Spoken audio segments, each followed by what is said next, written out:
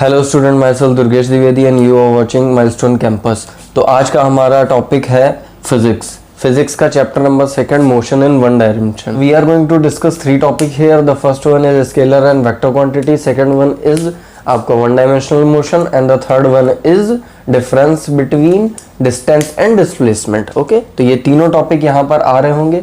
इससे पहले अगर आप लोगों ने ट्राइग्नोमेट्री की वीडियोस नहीं देखी हैं तो आप यहाँ पर आई बटन पे क्लिक करेंगे, आपको वहाँ पर तीनों वीडियोस का प्लेलिस्ट और तीनों वीडियोस के लिंक मिल जाएंगे, तो गो एंड चेक आउट। तो यहाँ पर फर्स्ट हम लोग डिस्कस करने वाले थे scalar quantities and vector quantities. तो स्केलर क्वांटिटीज क्या होती हैं बेटा? तो these are the physical quantities which are expressed by their magnitude, है ना।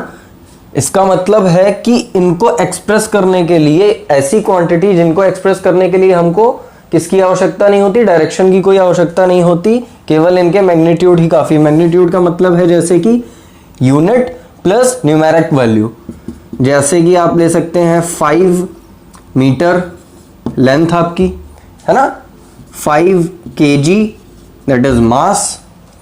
टाइम की अगर हम बात करें दैट इज 10 आवर, है ना। तो यहां पर हमें रिक्वायरमेंट किसकी है? Numerical value and its unit. Numerical value unit, numerical value unit. Okay, तो these are the quantities which are only needs the numerical value and the units are known as the scalar quantities. Second one are the vector quantities. तो vector quantities में हमको numerical value और unit के साथ साथ direction की भी जरूरत होती है।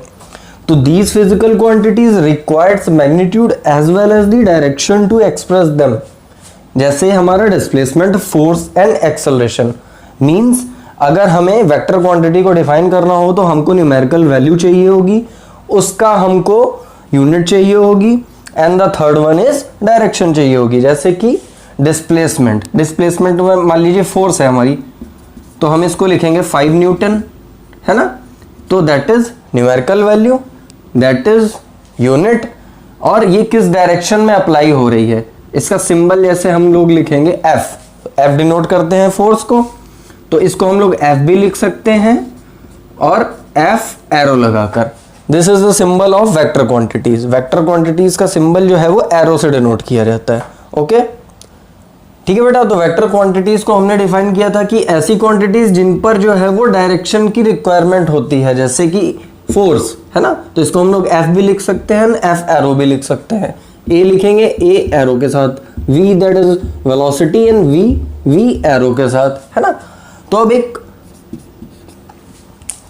कॉमन सी चीज आती है between the scalars and the vectors, है ना, कि ये वाली क्वांटिटीज हमेशा जो है वो पॉजिटिव होंगी, but these quantities may be positive और निगेटिव।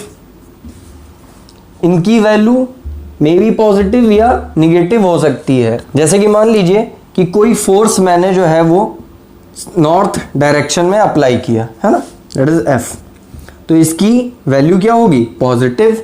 लेकिन अगर सेम फोर्स मैं अप्लाइड कर दूं अपोजिट डायरेक्शन में, दैट इज साउथ, है ना, तो उसी फोर्स की वैल्यू क्या हो जाएगी? निगेटिव। तो निगेटिव का मतलब ये नहीं है कि उसका मैग्नीट्यूड माइनस में हो गया, इज दैट ओनली मीन्स कि उसकी डायरेक्शन अपोजिट होती है ना। इसको आगे हम लोग समझेंगे न्यूमेरिकल्स में भी और ब्रीफली भी, है ना। बस अभी यहाँ पर आप क्या ध्यान रखेंगे कि पॉजिटिव का मतलब होता है इन सेम डायरेक्शन, निगेटिव अगर किसी भी वेक्टर क्वांटिटी में लगा है तो उसका मतलब होता है अपोजिट डायरेक्शन, ठीक है। तो second we are going to discuss one dimensional motion, है ना। तो ये वन डायमेंशनल मोशन क्या होता है? When a body moves in a straight line path its motion is said to be one dimensional motion और रेक्टिलिनियर मोशन। इसका क्या मतलब हुआ कि अगर कोई भी बॉडी जब एक स्ट्रेट लाइन में मूव करेगी, है ना, जैसे कि आपकी कार हो गई, आपकी ट्रेन हो गई, ये क्या होती है? स्ट्रेट लाइन में मूव करती है हमेशा, है ना। तो इनकी मोशन कैसी कहलाएगी? One dimensional motion. जबकि अगर कोई बॉडी इस टाइप से मूव कर रही है या सर्कुलर वे में मूव कर रही है तो इसको हम लोग वन डायमेंशनल मोशन नहीं कहेंगे, है ना।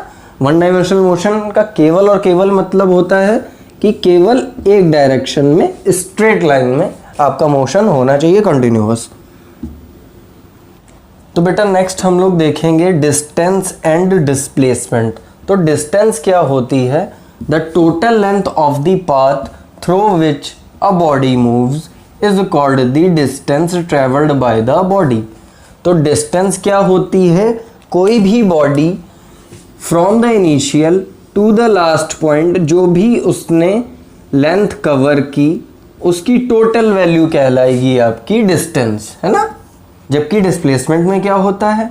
The shortest distance from the initial to the final position of the body in a particular direction.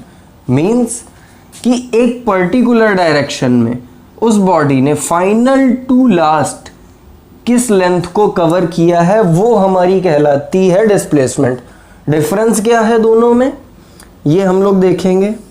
दोनों में बेटा डिफरेंस क्या था कि डिस्टेंस में आप ले रहे थे टोटल लेंथ, जो इस मान लीजिए बॉडी ने यहाँ से मूव करना स्टार्ट किया और यहाँ पर उसने एंड किया, है ना।